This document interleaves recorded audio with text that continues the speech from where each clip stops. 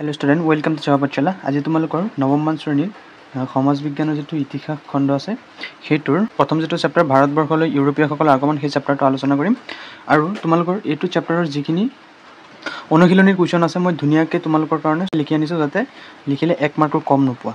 गतिके तुम्हारे कि करिबा এই মই जिखिनि कुएशन लिखि दिছো सेखिनि धुनियाके लिखि लबा बहित यार पर 1 मार्कर कम দিব নোৱাৰে কোনোবাই।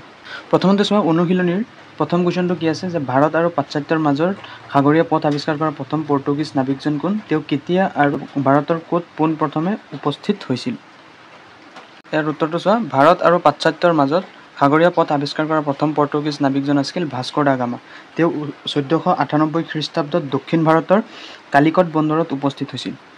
দুই চোৱা যে জলপথৰে পৃথিৱী প্ৰদক্ষিণ কৰিবলৈ সমৰ্থ হোৱা ইংৰাজ নাবিকজন কোন আছিল।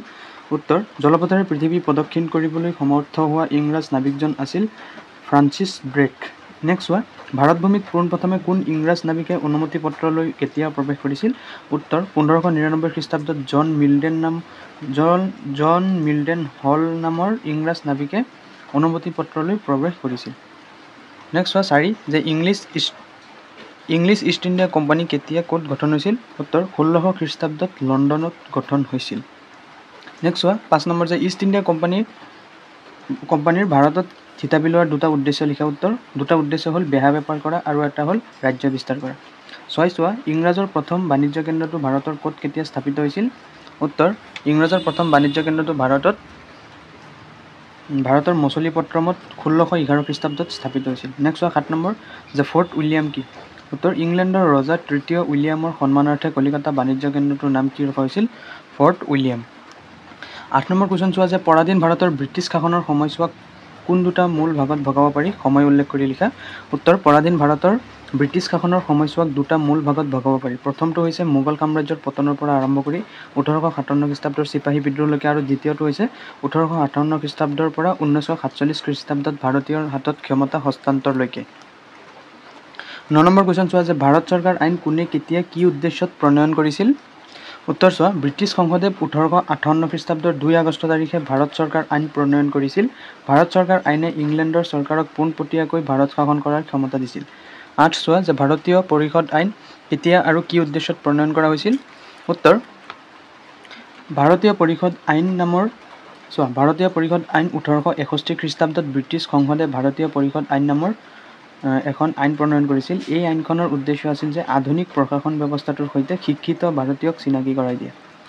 নেক্সট চোৱা ষ্টুডেণ্ট চমু আৰু দীঘল উত্তৰৰ প্ৰশ্নৰ প্ৰথম কুৱেশ্যনটো কি আছে যে ইংৰাজে ভাৰতৰ লগত বাণিজ্য চুক্তি কৰিবলৈ কৰা প্ৰচেষ্টা কেতিয়া সম্পূৰ্ণ হৈছিল তাৰ পদক্ষেপসমূহ সংক্ষেপে লিখা। उत्तर 1608 খ্ৰীষ্টাব্দত ইংলেণ্ডৰ ৰজা প্ৰথম জেমছে ভাৰতৰ সৈতে বেহা বেপাৰ কৰাৰ উদ্দেশ্যে কেপ্টেইন উইলিয়াম হকিংছ নামৰ এজন ব্ৰিটিছ সদাগৰৰ যোগেদি মোগল সম্ৰাট জাহাংগীৰলৈ এখন আবেদন পত্ৰ প্ৰেৰণ কৰিছিল। হয়নে। হকিন্সে তাপ্তি নদীৰ মোহনাৰে চুৰাট বন্দৰত উপস্থিত হৈছিল। কেপ্টেইন হকিন্সে প্ৰায় 2 বছৰ কাল মোগল সাম্ৰাজ্যত থাকি সম্ৰাটৰ বেহা বেপাৰৰ কিছু সা সুবিধা আদায়ৰ চেষ্টা চলাইছিল। কেপ্টেইন হকিন্সে আগবঢ়োৱা বাণিজ্য চুক্তিৰ আবেদন সম্ৰাট জাহাংগীৰে নামঞ্জুৰ কৰিছিল। নেক্সট চোৱা 2 নম্বৰ কুৱেশ্যনটো যে ইষ্ট ইণ্ডিয়া কোম্পানীয়ে কেনেকৈ ভাৰতৰ 3টা মূল স্থানত বাণিজ্য কেন্দ্ৰ হিচাপে স্থাপন কৰিছিল তাৰ 3টা মূল কৌশল সম্পৰ্কে লিখা। उत्तर চোৱা 1 নম্বৰ পইণ্ট যে 1611 খ্ৰীষ্টাব্দত গোলকুণ্ডা ৰাজ্যৰ চুলতানৰ পৰা অনুমতি লৈ কোম্পানীয়ে মছলিপট্টমত এটা বাণিজ্য কেন্দ্ৰ স্থাপন কৰিছিল।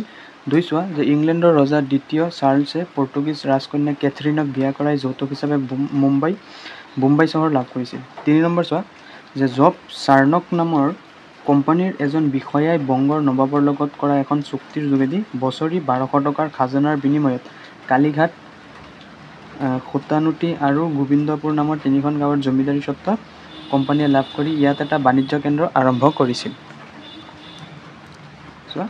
গোবিন্দপুৰ নামৰ 3খন গাঁৱৰ জমিদাৰী স্বত্ব কোম্পানীয়ে লাভ কৰি ইয়াত এটা বাণিজ্য কেন্দ্ৰ আৰম্ভ কৰিছিল। এতিয়া চোৱা ষ্টুডেণ্ট 3 নম্বৰ কুৱেশ্যনটো কি আছে যে ভাৰতত ব্ৰিটিছ সাম্ৰাজ্যবাদ প্ৰতিষ্ঠাৰ পথ সুগম কৰি তোলা ইষ্ট ইণ্ডিয়া কোম্পানীৰ আটাইতকৈ উল্লেখযোগ্য ব্যক্তিজন কোন। তেওঁ কি কৌশলেৰে ব্ৰিটিছ সাম্ৰাজ্যৰ লাই খুঁটা স্থাপন কৰিছিল 4টা যুক্তিৰে লিখা। চোৱা उत्तर উল্লেখযোগ্য ব্যক্তিজন হ'ল ৰবাৰ্ট ক্লাইভ। 4টা যুক্তি হ'ল কূটনৈতিক কলা কৌশল অৱলম্বন কৰি ভাৰতত ব্ৰিটিছ ঔপনিৱেশিক সাম্ৰাজ্য গঢ়ি তুলিছিল। 2 চোৱা ক্লাইভে নিজৰ কোম্পানীৰ স্বাৰ্থত আনবোৰ বিদেশী ইউৰোপীয়ান কোম্পানীক ভাৰতৰ পৰা বহিষ্কাৰ কৰাৰ আঁচনি লৈছিল। 3 চোৱা যে যুদ্ধ কৰি দেশীয় ৰজাসকলক কোম্পানীৰ ফলীয়া কৰিবলৈ প্ৰচেষ্টা চলাইছিল। 4 চোৱা যে মিত্ৰতা কৰি দেশীয় ৰজাসকলক কোম্পানীৰ ফলীয়া কৰিবলৈ প্ৰচেষ্টা চলাইছিল, হয়নে? ইয়াৰ পিছত চোৱা ইম্পৰ্টেণ্ট কুৱেশ্যনৰ ভিতৰত যে চিপাহী বিদ্ৰোহ সৃষ্টিৰ কাৰণবোৰ লিখা। মই যিমান পাৰোঁ তোমালোকৰ 2টা পইণ্ট লিখিব চেষ্টা কৰিছোঁ। এইটো লিখিব, পৰীক্ষাত 1 নম্বৰ কাটিব নোৱাৰে। চোৱা চিপাহী বিদ্ৰোহ সৃষ্টিৰ কাৰণবোৰ হ'ল, এক হ'ল ৰাজকীয় শ্ৰেণী আৰু জনগণৰ অশান্তিয়ে বিদ্ৰোহৰ পৰিৱেশ সৃষ্টি কৰিছিল। ছেকেণ্ড চোৱা যে কোম্পানীৰ মুদ্ৰাৰ পৰা মোগল সাম্ৰাজ্যৰ নামটো আঁতৰাই দিয়াৰ বাবে, হয়নে? থাৰ্ড চোৱা যে পাৰ্চী ভাষাক উচ্ছেদ কৰি শাসনতন্ত্ৰত ইংৰাজী ভাষা প্ৰচলনৰ বাবে। আৰু 4 নম্বৰ পইণ্টটো কি, যে লৰ্ড ডেলহাউছিৰ প্ৰতিক্ৰিয়াশীল নীতিৰ বাবে।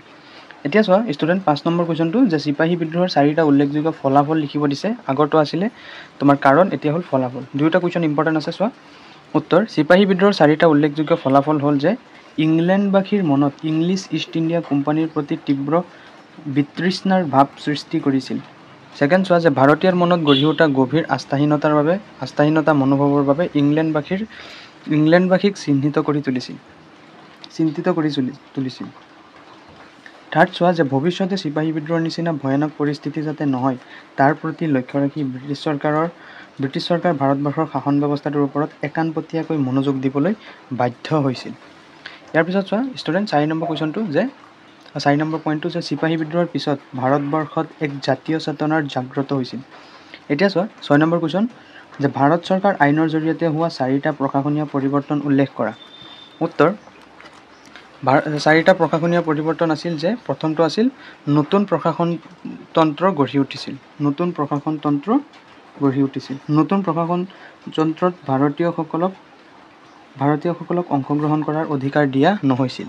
থাৰ্ড পইণ্ট চোৱা ষ্টুডেণ্ট যে কোনো ধৰণৰ প্ৰতিনিধিত্বমূলক অনুষ্ঠান গঠনৰ ব্যৱস্থা নাছিল। এতিয়া চোৱা 4th পইণ্টটো যে মহাৰাণী ভিক্টৰিয়াই ভাৰতীয়ৰ প্ৰতি উদাৰ দৃষ্টিভংগীৰ আশ্বাস দিছিল।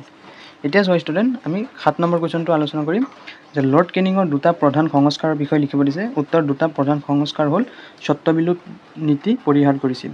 ছেকেণ্ড হ'ল আমদানিকৃত সামগ্ৰীৰ ওপৰত শতকৰা 10% আমদানি কৰ ধাৰ্য কৰিছিল।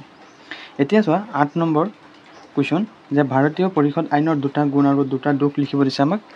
যে ভাৰতীয় পৰিষদ আইনৰ 2টা গুণ আৰু 2টা দোষ হ'ল যে এই আইনে কেন্দ্ৰীয় বিধানমণ্ডলক ৰাজহ, বিত্ত, প্ৰতিৰক্ষা মানে পুলিচ বাহিনীৰ ৰক্ষণাবেক্ষণ দিছিল। ছেকেণ্ড চোৱা কেন্দ্ৰ আৰু প্ৰদেশৰ মাজত ক্ষমতা বিকেন্দ্ৰীকৰণৰ ব্যৱস্থা কৰিছিল। এতিয়া চোৱা 2টা দোষ হ'ল যে বংগৰ গভৰ্ণৰ জেনেৰেলক অপৰিসীম ক্ষমতাৰ অধিকাৰী কৰিছিল। আৰু ছেকেণ্ড চোৱা গভৰ্ণৰ জেনেৰেলৰ হাতত নিজাকৈ অধ্যাদেশ জাৰি কৰিব পৰা ক্ষমতা দিয়া হৈছিল। এতিয়া চোৱা ষ্টুডেণ্ট 9 নম্বৰ কুৱেশ্যনটো যে 9 নম্বৰ কুৱেশ্যনটো কি আছে? 9 নম্বৰ কুৱেশ্যনটো হ'ল ইংৰাজৰ সময়ত স্থানীয় স্বায়ত্ত শাসনৰ জৰিয়তে হোৱা পৰিৱৰ্তনসমূহ আলোচনা কৰা। উত্তৰ, লৰ্ড ৰিপনে স্থানীয় প্ৰশাসন ব্যৱস্থাত এনে এক পৰিৱৰ্তনৰ পোষকতা কৰিছিল য'ত প্ৰশাসনীয় দক্ষতা বৃদ্ধিৰ লগতে স্থানীয় শাসনক ৰাজনৈতিক শিক্ষাৰ এক মাধ্যম হিচাপেও গ্ৰহণ কৰাৰ সুবিধা থাকে। ছেকেণ্ড চোৱা যে ভাৰতীয়সকলক আধুনিক প্ৰশাসনৰ লগত চিনাকি কৰাই দিছিল। এতিয়া চোৱা ষ্টুডেণ্ট 10 নম্বৰ কুৱেশ্যনটো কি আছে যে অসামৰিক সেৱাত কেনেকৈ ভাৰতীয়সকলক অন্তৰ্ভুক্ত হৈছিল এই সেৱাৰ বিকাশ সম্পৰ্কে আলোচনা কৰা। উত্তৰ চোৱা প্ৰত্যেকটো মহকুমাত একোখনকৈ লোকেল বোৰ্ড গঠন কৰে। লৰ্ড ৰিপনে স্বায়ত্ত শাসনৰ প্ৰস্তাৱসমূহ সমগ্ৰ ভাৰতবৰ্ষলৈ কাৰ্যকৰী কৰিবলৈ নিৰ্দেশ দিছিল। লৰ্ড ৰিপনৰ নিৰ্দেশনাসমূহ প্ৰদেশসমূহৰ মুখ্য শাসনকৰ্তাসকলে 2 ধৰণেৰে কাৰ্যকৰী কৰিছিল। গ্ৰামাঞ্চলৰ দৰে নগৰাঞ্চলসমূহ স্থানীয় স্বায়ত্ত শাসনৰ তলতীয়া হৈছিল। এতিয়া চোৱা ষ্টুডেণ্ট 11 নম্বৰ কুৱেশ্যনটো যে ব্ৰিটিছৰ অধীনত ভাৰত আৰু স্বাধীন ভাৰতৰ অসামৰিক লোকসেৱা সম্পৰ্কে 3টা পাৰ্থক্য আমাক উল্লেখ কৰিব দিছে। চোৱা ইয়াৰ উত্তৰ হ'ব যে ব্ৰিটিছ অধীন ভাৰতৰ লোকসেৱা পৰীক্ষাত অৱতীৰ্ণ হোৱা পৰীক্ষাৰ্থীৰ সৰ্বোচ্চ বয়সৰ সীমা আছিল 22 বছৰ।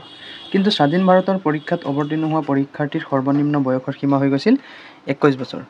ছেকেণ্ড পইণ্ট চোৱা যে ভাৰত স্বাধীন হোৱাৰ আগত অৰ্হতাৰ ভিত্তিত লোকসেৱাত নিয়োগৰ পদ্ধতি আছিল। ভাৰত স্বাধীন হোৱাৰ পিছত সৰ্বভাৰতীয় পৰ্যায়ত মুকলি প্ৰতিযোগিতামূলক পৰীক্ষা অনুষ্ঠিত কৰাৰ ব্যৱস্থা কৰা হ'ল। এতিয়া চোৱা ষ্টুডেণ্ট থাৰ্ড পইণ্ট যে ভাৰত স্বাধীন হোৱাৰ পূৰ্বে ইয়াত কোনো লোকসেৱা আয়োগ গঠন কৰা হোৱা নাছিল আৰু ভাৰতীয় মানুহে ইংলেণ্ডলৈ লোকসেৱা পৰীক্ষাত অৱতীৰ্ণ হৈছিল। কিন্তু ভাৰতে স্বাধীনতা লাভ কৰাৰ পিছত সৰ্বভাৰতীয় লোকসেৱা আয়োগ আৰু প্ৰাদেশিক পৰ্যায়ত ৰাজ্যিক লোকসেৱা আয়োগে গঠন কৰা হ'ল। ফলস্বৰূপে ভাৰতীয় মানুহে ভাৰতত থাকি লোকসেৱাৰ পৰীক্ষাত অৱতীৰ্ণ হ'ব পাৰিছে। এতিয়া চোৱা ষ্টুডেণ্ট, এইটো পাঠৰ কেইটামান MCQ আলোচনা কৰিম। চোৱা, ভাৰতবৰ্ষলৈ পোনপ্ৰথমে আহি পোৱা ইউৰোপীয়সকল কোন আছিল? উত্তৰ, ইয়াৰ উত্তৰ হ'ব কি? পৰ্তুগীজ। ছেকেণ্ড চোৱা, পৰ্তুগীজসকলে ভাৰতলৈ আহি কোন বাণিজ্য পথ ব্যৱহাৰ কৰিছিল? কোন বাণিজ্য পথ ব্যৱহাৰ কৰিছিল? ইয়াৰ উত্তৰ হ'ব ক, কেপ অফ গুড হোপ, হয়নে? ইয়াৰ পিছত চোৱা, ভাস্কো দা গামাই পোনপ্ৰথমে ভাৰতৰ কোন চহৰত উপস্থিত হৈছিল? এ হৈছে গোৱা, খ হৈছে কালিকট, গ হৈছে মুম্বাই, প্ৰথম চ হৈছে চুৰুল। কি হ'ব? খ হ'ব, কালিকট। নেক্সট চোৱা 4 নম্বৰ কুৱেশ্যন, যে ভাস্কো দা গামাই কালিকটত কোন ৰজাৰ সৈতে সাক্ষাৎ কৰিছিল? উত্তৰ, সামুতিৰি। 5 নম্বৰ চোৱা, ভাৰতত গোৱা পৰ্তুগীজসকলে কিমান চনত দাখিল কৰিছিল? উত্তৰ, 1510 চনত। নেক্সট চোৱা 6 নম্বৰ কুৱেশ্যনটো, যে ভাৰতত প্ৰথমে কোন ইউৰোপীয় বাণিজ্য সংস্থা স্থাপন কৰিছিল? কোনে স্থাপন কৰিছিল? উত্তৰ, পৰ্তুগীজসকলে। নেক্সট চোৱা 7 নম্বৰ কুৱেশ্যন, যে ডাচসকলে ভাৰতত প্ৰথমে কোন ঠাইত বাণিজ্য কেন্দ্ৰ স্থাপন কৰিছিল? উত্তৰ, মছলিপট্টমত। তাৰপিছত চোৱা, ইংলিছ ইষ্ট ইণ্ডিয়া কোম্পানী কিমান চনত গঠন কৰিছিল? ইংলিছ ইষ্ট ইণ্ডিয়া কোম্পানী 1600 চনত গঠন হৈছিল। 9 নম্বৰ চোৱা, ইংৰাজসকলে প্ৰথম বাণিজ্য কেন্দ্ৰ কোন ঠাইত স্থাপন কৰিছিল? উত্তৰ, ইংৰাজসকলে, খ হ'ব শুদ্ধ উত্তৰ, যে চুৰাটত। এতিয়া চোৱা ষ্টুডেণ্ট 10 নম্বৰ কুৱেশ্যন, যে ফৰাচী ইষ্ট ইণ্ডিয়া কোম্পানী কোন চনত স্থাপন হৈছিল? ইয়াৰ উত্তৰ কি হ'ব? ক আছে 1600 চন, খ আছে 1602 চন, গ আছে 1664, ঘ আছে 1700 চন। কি হ'ব? গ হ'ব 1664 চনত। এতিয়া চোৱা 11 নম্বৰ কুৱেশ্যনটো, যে গোৱা পৰ্তুগীজৰ উপনিৱেশ হিচাপে কিমান বছৰতকৈও অধিক সময় আছিল? ক আছে 250 বছৰো অধিক, খ আছে 300 বছৰো অধিক, গ আছে 350 বছৰো অধিক, ঘ আছে 400 বছৰো অধিক। কি হ'ব? ঘ হ'ব শুদ্ধ উত্তৰ, 400 বছৰো অধিক। এতিয়া চোৱা ষ্টুডেণ্ট 12 নম্বৰ কুৱেশ্যন, যে পৰ্তুগীজসকলৰ পৰা গোৱা ভাৰতলৈ পুনৰ অন্তৰ্ভুক্ত কিমান চনত হৈছিল? কিমান চনত হৈছিল? গ হ'ব 1961 চনত। এতিয়া চোৱা ষ্টুডেণ্ট 13 নম্বৰ কুৱেশ্যন, যে ডাচ ইষ্ট ইণ্ডিয়া কোম্পানী কোন দেশৰ আছিল? উত্তৰ, ডাচ ইষ্ট ইণ্ডিয়া কোম্পানী আছিল, খ হ'ব শুদ্ধ উত্তৰ, যে নেদাৰলেণ্ডৰ। এতিয়া চোৱা, ডাচসকলে কিমান চনত ভাৰতত প্ৰৱেশ কৰিছিল? শুদ্ধ উত্তৰ হ'ব ক, 1596 চনত। 15 নম্বৰ চোৱা, ইংৰাজসকলে প্ৰথমবাৰৰ ভাৰতলৈ কোন দেশৰ পৰা যাত্ৰা কৰিছিল? উত্তৰ, ইংলেণ্ডৰ পৰা। ইয়াৰ পিছত চোৱা 16 নম্বৰ, মোগল সম্ৰাট জাহাংগীৰে ইংৰাজসকলক চুৰাটত বাণিজ্যৰ অনুমতি কিহৰ পাছত দিয়ে? উত্তৰ হ'ব খ হ'ব শুদ্ধ উত্তৰ, যে পৰ্তুগীজৰ ওপৰত বিজয় লাভ কৰাৰ পিছত। 17 নম্বৰ চোৱা, ইংৰাজসকলে বম্বে পৰ্তুগীজৰ পৰা কিহৰ দ্বাৰা লাভ কৰিছিল? উত্তৰ, বিবাহ চুক্তিৰ দ্বাৰা। নেক্সট 18 নম্বৰ, ফৰাচীসকলে প্ৰথম বাণিজ্য কেন্দ্ৰ কোন ঠাইত স্থাপন কৰিছিল? ক আছে চন্দ্ৰনপুৰ, খ আছে পণ্ডিচেৰী, গ আছে মাদ্ৰাজ, ঘ আছে গোৱা। কি হ'ব? খ হ'ব শুদ্ধ উত্তৰ, যে ফৰাচীসকলে প্ৰথম বাণিজ্য কেন্দ্ৰ পণ্ডিচেৰীত স্থাপন কৰিছিল। নেক্সট চোৱা ষ্টুডেণ্ট 19 নম্বৰ কুৱেশ্যন, যে 1612 চনত চুৰাটৰ সমুদ্ৰত ইংৰাজসকলে কোন যুঁজত পৰ্তুগীজক পৰাস্ত কৰিছিল? ক আছে চন্দ্ৰনগৰৰ যুদ্ধ, খ আছে চুৰাট নৌযুদ্ধ, গ আছে গোৱা যুদ্ধ, ঘ আছে কেপ যুদ্ধ। কি হ'ব শুদ্ধ উত্তৰ? খ হ'ব চুৰাট নৌযুদ্ধ। 20 নম্বৰ চোৱা, ফৰাচী আৰু ইংৰাজৰ মাজত ভাৰতৰ শাসনাধিকাৰৰ বাবে হোৱা সংঘৰ্ষক কি বোলে? উত্তৰ হ'ব ক, কৰ্ণেটিক যুদ্ধ।